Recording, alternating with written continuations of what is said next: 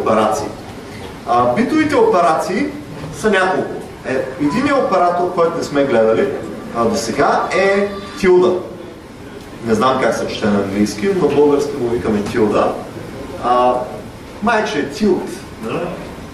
Така, той обръща нулите в едно, единиците в нули. Демек прави инвертиране на битовете. Инвертиране означава обръщане 0 в 1, пък 1 в 0. Или ако го гледате като картинка, черното става бяло, бялото черно. Пък вече другите цветове малко е по-интересно. Фанете един фотошоп и го вижте това. Така.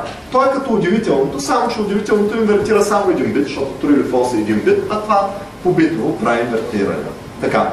Единична е вертикална черта или end и тая колипка я наричат, как още се нарича това? Как? Ексор. Ексор го наричам аз, но това му е поведението, не е. Въпросът е как се казва този знак като наименование. Аз на български му казвам колипка или човка. Може да има и някакво по-умно име. Така. Те работят като вертикалните черти и като същите в булевите, но по-битово. Какво означава това? След малко ще видите в примера. Но са долу-горе пак имат същата таблица на истинност. Тоест 0 и 0 прави 0 при вертикалната черта, при логическото, или 0 и 1 дава 1 и така нататък. И абсолютно същата е таблицата, не съм я модифицирал изобщо. Така, изместването наляво и надясно, всъщност изместването наляво означава умножение на 2, а изместването надясно означава деление на 2 с загуба. Целочислено деление на 2, като има някаква особеност, защото като изместваш наляво, в един момент препълваш и битовете изчезват. Тоест, като стигнеш най-голямото число и изместиш още наляво, няма да се получи още по-голямо число, но даже по-малко. Или също. Нещо такова се получава. Какво иска да ви покажа още? Малко примери. Те са интересните части. Виж, сега имаме две числа. Числото 3 и числото 5. Сега, не сме учили двоична бройна система, но хубаво е да чуете от някъде, да прочетете, да видите или да поразсъждавате какво означава тя. Двоичната бройна система използва само нули и единици, за да представя числата. Тя е абсолютно native за изчислителната техника и е така малко странна за непрограмисти. Примерно, защо човека бил примерно на 1 милион години в двоична бройна система. Спомням си на времето Благовестен да беше дошъл в нашата гимназия, аз като бях ученик и вика, аз съм на 1 милион години. Това беше грешно, между другото, защото едно с 6 нули в двоична бройна система просто не се чете 1 милион. Чете са едно с 6 нули. Не е коректно да го четеш по този начин. Все едно да четеш 5 нули като олимпийски игри, пък 2 нули като Кинев. В смисъл, все едно 100 да го четеш едно Кинев. 1000 да четеш едно Кинев 0. Не е коректно. След това отклонение се върнем малко в двоичното представяне. За тия, които им е трудно, може да пуснете калкулатор. Има два калкулатора в Windows. Един е идиотският калкулатор, който е... нали знаете, че Microsoft все още си мислят, че някой ден някой ще ползва това. Аз такъв не съм виждал. А другия калкулатор той е нормалния. Аз съм си написал цялата, за да мога на кирилица по-бързо да намирам. Така, той има няколко режима, тук от View може да се включат. Има нормалния, така тръгва by default. Има Scientific, където може да смята разни косинуси и подобни диоти. И има статистически калкулатор, не съм го ползвал, някакви суми, граници. Да, въпрос. Чувахме го това за човката и колите, така да се каре. Карет се казва човката. Македонски е... Карета. Карета. Добре. Разумен. Окей. Сега се връщаме тук и... той е гад. Щъка ми по някакъв начин HDMI кабела. Сори за което. Иска да ви покажа, че всъщност ако пишем някакво десетично число, неговата двоично представяне се вижда директно тук. Тоест това е много удобно за някакви такива неща. Сигурно ще намерите и други тулове, има и онлайн и всеки тулове, но примерно може да видим, че 5 всъщност е 100. То не трябва да се чете 101, но за простота, нали? 1, 0, 1 и останалото са нули. Всъщност, айде много мега кратко обяснение за бройните системи. Бройните системи долу-горе казват така. В десетичната имаме едно число, примерно 4. Ако сложим 4-5, означава числото 5 плюс 10 по 4, нали така? 40 плюс 5. Ако сложим едно 4-5, дясното се умножава по 1, това се умножава по 10, а това по 100, нали? Една стотица плюс 4 десетици плюс 5 такива. Така, как е от двоичната бройна система? Ако имаме 1, това си 1. 1 по 1. Така, ако имаме 1-1, това е умножава се по 2, защото това са двойки. Ако имаме 1-1-1, това се умножава по 4. Ако имаме 4 единици, това се умножава по 8. Тоест това е 15. Защо? Защото имаме 1 плюс 2 плюс 4 плюс 8. Тоест нямаме десетици, стотици, хиляди, а имаме единици, двойки, четворки, осмици и така до 2 на n. Добре, стига толкова, който не е разбрал, няма и да го разберете толкова бързо. И така, приемете, че всяко число десетично има уникално представяне, нали, в двоична бройна система, игнорирайки водещите нули. Това наричаме водещи нули. Те ги има и в десетичната бройна система. Например, 0,3 август е също като 3 август. Нали? Нулата отпред не са брои. Тук може да слагаме нули. За простота в случая съм разписал числата като 16 битови. 2 осмици. Т.е. 2 байта. Нали? И имаме 3. 3 е 1 плюс 2. Плюс нули. Нали? Така, 3. И числото 5. То е 1 плюс 0 на брой двойки плюс 1 на брой четворка. Тоест 4 плюс 1, което е 5. Така. И сега, или, какво прави или? Ами, илито казва, или тая единица, или тая единица, значи 1. Или първата е единица, или втората единица, 1. Или първата единица, или втората единица, пак 1. Тоест резултата е 7. 1, 1, 1. Това е 1 плюс 2 плюс 4, 7. Така. End логическо. Какво правим? Това и това. И двете са единици. Значи тук е 1. Така. На втория разряд, т.е. втория от дясно наляво, нали? Зависи как броим. Те се броят от 0 в първи, това е първия разряд. Единица и 0. И двете ли са единица? Ами не, значи резултата е 0. Понеже поне едното не е, значи тук е 0. И така нататък по таблицата на истинност, тук се получава просто 1. Едно във всяка бройна система си е 1. Това е положението. Така, хиксора какво прави? Ами прави 1, 1, 0. Защо? Ами защото 0 и 1 дава единица, когато са различни двете, нали ето, дава единица, когато са еднакви двете, например 2 единици или 2 0, но ли дава 0. И всъщност, просто следваме таблицата на истината. Tilde A and B. Tilde A какво е? Ами това са е тук единици, единици, единици и тук 2 нули. Нали така? And B. Къде ще имаме засичане? Ами само е тук. И ето го резултата. Така, няма да мъча толкова много, а може би изместването наляво. Ако имаме ако имаме това и го изместим наляво, все едно това е на един лист и вземем листа и го преместваме наляво. Все едно това не е написано на телефона.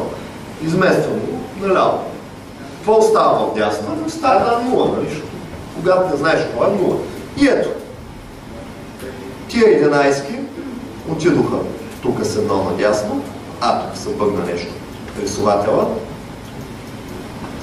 Последната позиция е 0, вкара са 0, а е тая най-лявата, е тая цифричка, изчезва.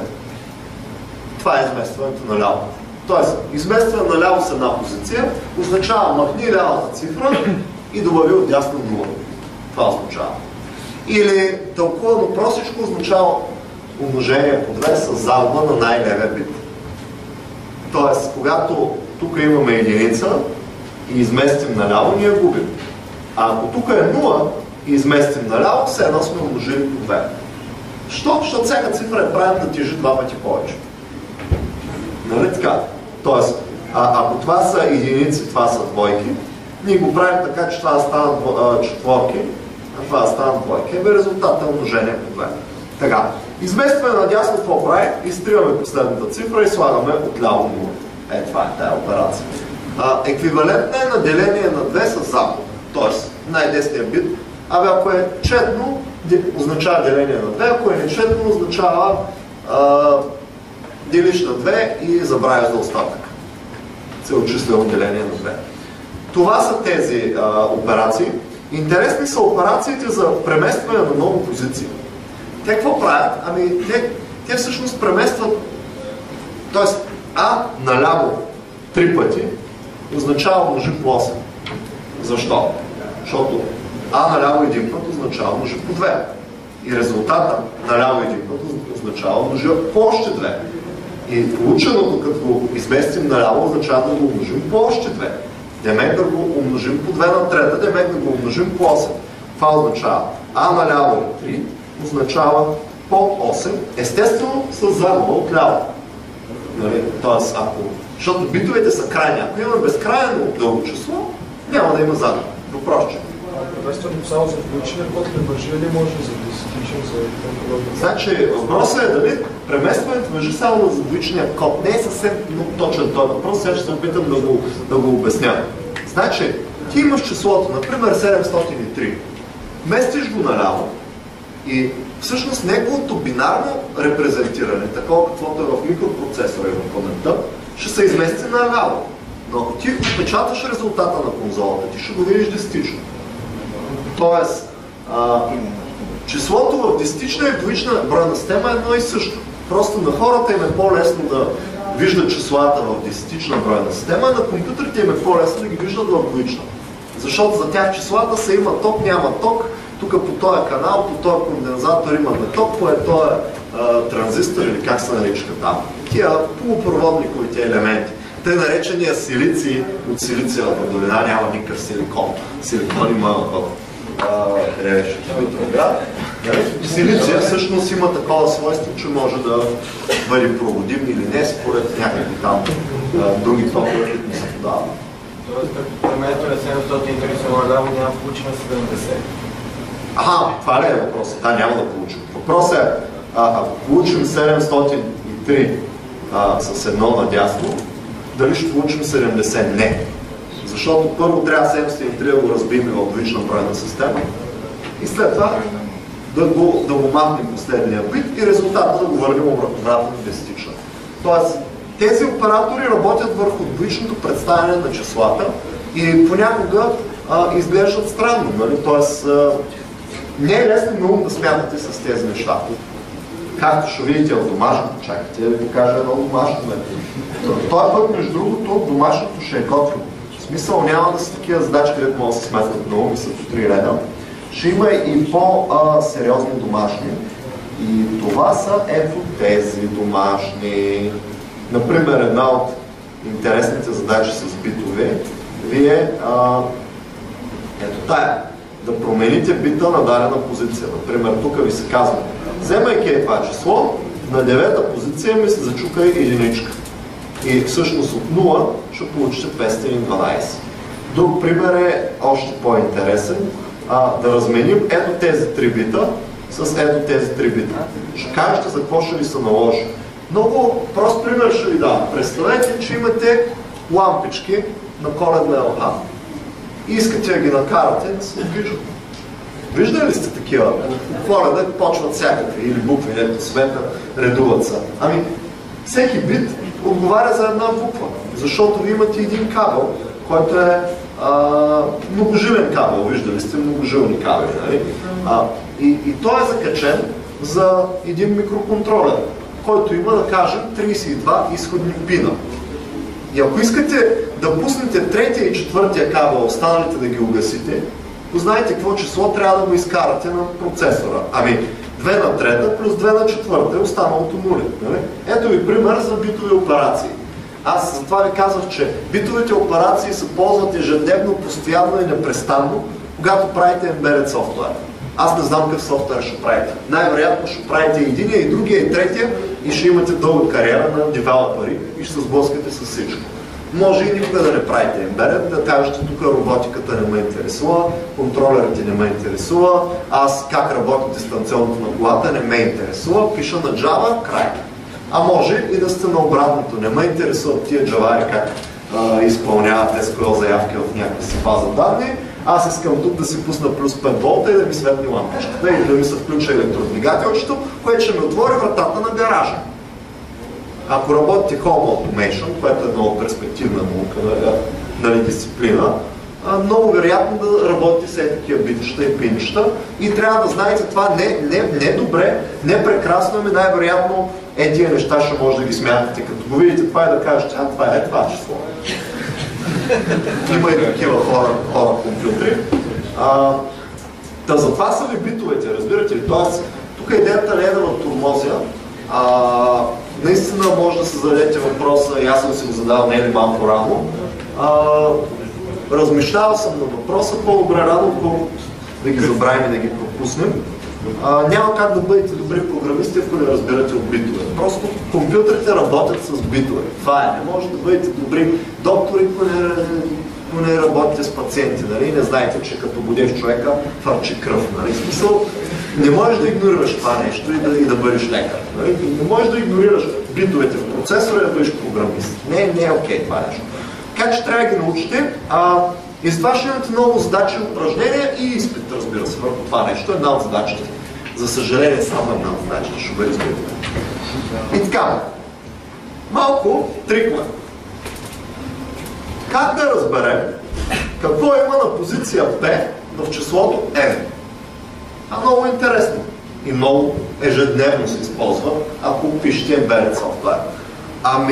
Всъщност, какво може да направим? Значи, позициите винаги се броят от дясната. Тя е нулева, първа, втора, трета, четвърта, пета. Например, аз искам да разбера на пета позиция нуличка ли има или едно. Как мога да го направя? Вместо това 5 пъти надясно. И какво ще стане? Това, което е на пета позиция, ще отиде най-дясно, нали така? Ако изместя нещо 5 пъти надясно, това, което е на пета позиция, ще отиде на нулева. Така. Как да взема нещо от нулева позиция? С end 1. Точно това правим следното нещо. Изместваме надясно P на брой позиции, в случая 5, и след това най-последния бит как да вземем? Като направим n с 1, ако то е 0, ще вземем 0. Ако то е 1, ще получим 1. Защото n с 1, вижте какво прави. Това е всъщност, това се нарича битова маска. Тоест, аз като направя n с нещо, в позициите, в които имам 1, аз вземам стойността, а в позициите, в които имам 0, аз ги игнорирам. Който не го разбира, да поразмишлява малко, защото е логично това нещо, което ви разказвам. И може да ви трябва някакво време за прещракване. В смисъл, аз първия път, когато се сблъсках с тия неща, беше в 4-ти клас и ми трябваше някакво време за прещракване. Как така става? Мисля го, рисува го, черта го, препоръчвам ви да ползвате хартия, да дращате, да си играйте, докато го разберете, или пък да кажете, окей, аз няма да бъда добър програмист, давай напред. В смисъл, може и това да направите, може и без една задача на изпита да минете, рано или късно ще ви трябва битовете, ама може и да не ви трябва много. Така. Как да сложим на някаква позиция P0? Това е малко по-сложно, даже доста по-сложно. За да анулираме позицията P, ето тая позиция, искаме да я анулираме. Имаме ето това нещо. Искаме на тая позиция P да запишем 0.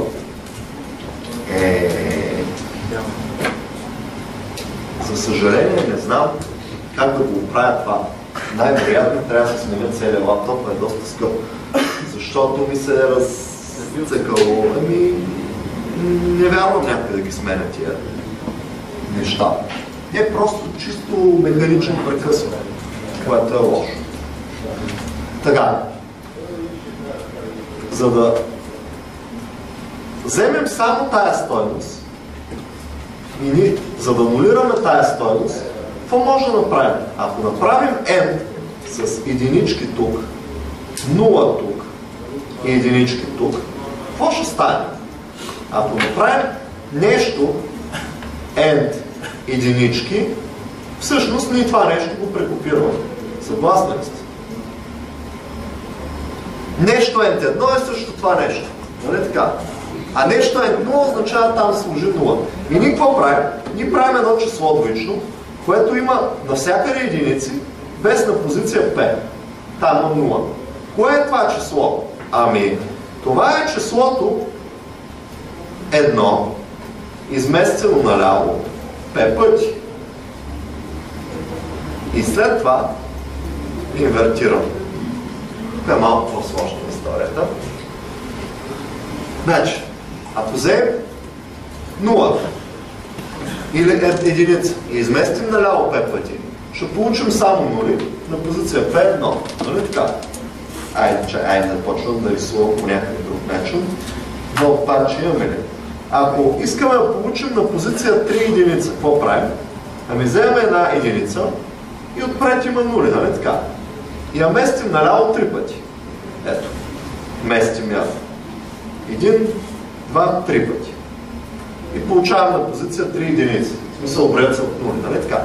Позиция 0 е тая, позиция 1 е тая, позиция 2 е тая, позиция 3 е 1 тая. Така. Ако това нещо го инвертираме, получаваме обратното на него, нали така? 0-1. Това нещо се нарича битова маска, много често се ползват. Ако някой някога е учил мрежа, им срещали сте там маск, примерно, мрежата ми е, да кажем, 10-10-10-0 и маската ми е 255-255-255-0. Какво е това 255-255-0? Ами, 255 това са и 8 единици. Това ви е първия байт от IP-то, това ви е втория, това ви е третия и накрая имате нули. Така. И ако маската ви е 10.10.10.10, е 10 какво е? 10 е 8 плюс 2, нали така? 0, 2, 4, 8, това е 10. Нали така? Така. Това е една мрежова маска, ако сте учили Cisco, примерно. Това ви е IP адреса 10.10.10.10 с това 0. И всъщност всички адреси, които отговарят на 10.10.10. нещо си, мачват тая маска. Ето къде се ползват битовите операции. Всички нетворк рутери, свичове и подобни комуникационни устройства те работят на битово ниво, защото IP адресите при IPv6 са 4 байтови адреси, т.е. това е едини. Така, 32 битов int. Така и мрежата, адреса на мрежата е това, като военните 10.звезда, т.е. каквото и да сложите, като военните с 0, ще получите адреса на мрежата. Идеята е, че едно IP, да кажем IP, принадлежи на мрежата, ако IP-то end маската е равно на маска. Грешка. Ако го endем, ще е това.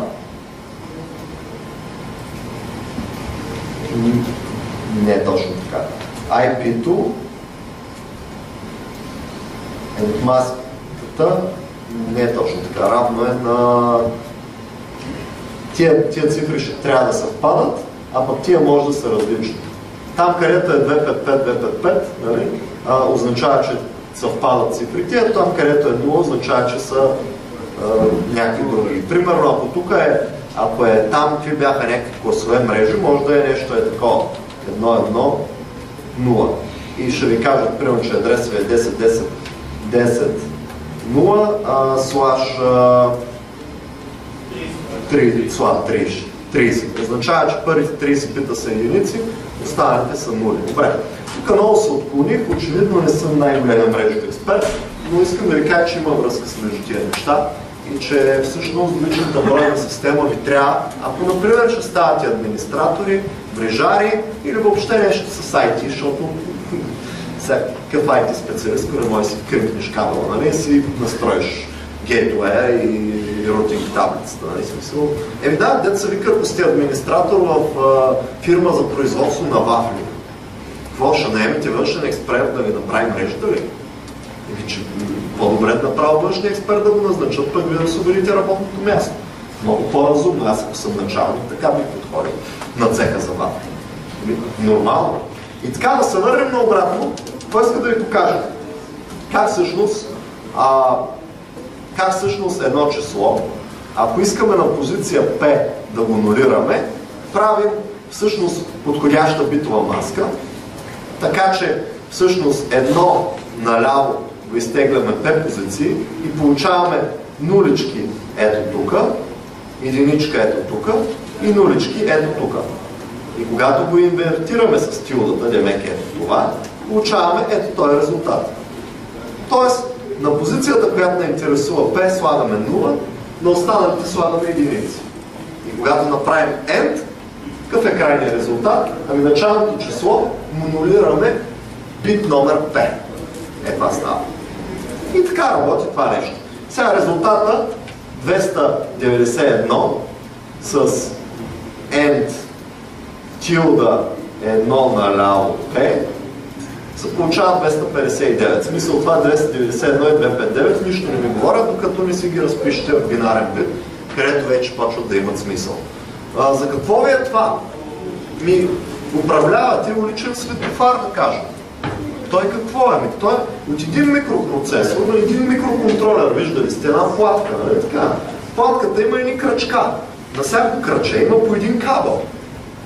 И всъщност повечето микропроцесори просто му казваш пусни ток 259. И това означава всъщност пусни ток на този крак, на този и на този, а на останалите го спри ток. Ето ви пример, къде се ползва бинар. Сега, някои контролери не работят така, не работят с битове, работят с байтове. Това вече е въпрос на компютърна архитектура, на много други неща. Много ще ги срещнете в Embedded. Между другото, утре има лекция за Embedded Development. Един колега ще прави кръчкомер на живо, ще го изпрограмира с Arduino, ще се донесе чаркалаците, ще го сглоби, ще ви разкаже как работи и ще направи устройство, което като вървите ви брои колко крачки сте направили. Лекцията е от 6 часа. Така, за семинарите в SoftUni, вече всеки вторник и четвъртък ги правим и ще се опитам да ви намеря, май, че имаше някаква новина. Силно ви ги препоръчвам, когато се интересувате от програмиране. Ето сега, микроконтролери. Утре, другата седмица ще има за качествено тестване от 3 часа, от 6:30 Single Page Applications. Това е доста готина тема. Single Page Application, например, на Google календара, Gmail и подобно. Radical Management, това е нова методика, при която се управляват проекти и екипи. Това е повече в управлението, в смисъл менеджмент за софтуерни фирми. В Adobe ползвам тая методика, където няма началник и има флат структура при особено големи компании над 10 000 души. При 10 000 души и да нямаш идиотската корпоративна структура, много е готово. Препоръчвам ви го. Сега това за маркетинга и рекламата ще става въпрос за AdWords. Мисля, че психология на концептуалния дизайн, това е user experience. Защо бутона OK трябва да е вдясно и не трябва да е горе вляво? Например. Има едни такива неща, които са свързани с психологията на хората. И ако искате да ставате дизайнери, това е лекция за вас. И те нататък, и те нататък, и те нататък. Много са, това са само до юли. Имаме още поне 20-тина. Всеки вторник и четвъртък, или почти всеки вторник и всеки четвъртък ще има тук такива абсолютно безплатни семинари. Препоръчвам ви ги, защото значи човек, за да стане добър, той трябва да знае от всичко по-малко и от това, което сега му трябва по-много. Аз друг начин да станеш добър не знам. Да. Питам за те лекциите, ще ги записам, предполагам, че ги качвате. Въпрос, лекциите дали ги записваме, да, снимаме ги обикновено с камера и вече ако лектор има техническа възможност, записваме и с картазията. Конкретно за хардуера, мисля, че с камерата ще трябва да се поиграем малко повече, защото там все пак някой човек вкарва едно кабелче, завитва го, нали? Не виж, ще го качвате в интернет, няма да е... Всички ги качваме, да. Всички ги качваме, освен ако лектора изрично не е казал, че не е съгласен, но почти нямаме такива. Връщаме се на нашата тема, защото много време отиди, а пък аз искам и да почиваме и да изкараме и до край. Как може да сложим единица на позиция P? Ами много лесно. Слагаме единица, правим число, което има нули и единица на позиция P. Това е числото 1 наляво 5 пъти. И началното число го орваме с това нещо. Това е много по-лесно, защото нямаме в момента на инвертиране. Нали, ако направим OR на това нещо, ще получим правилния резултат. Тоест, N OR 1 наляво P, той е bitwise, убито аритметичен, не знам дали аритметичен израз, това е bitwise expression, ви поставя 1 на позиция P в двоичното представяне на числото N.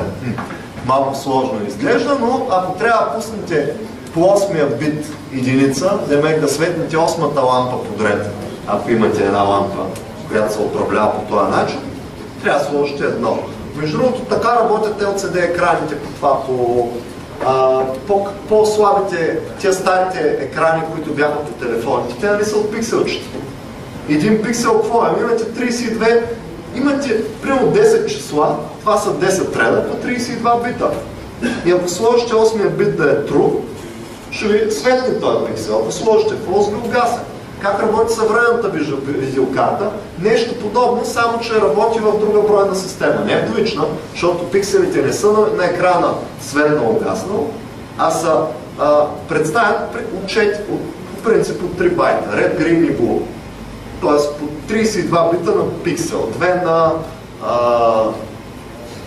3 плюс 2 на 24 степен е основата на бройната система, с която работи вашата видеокарта.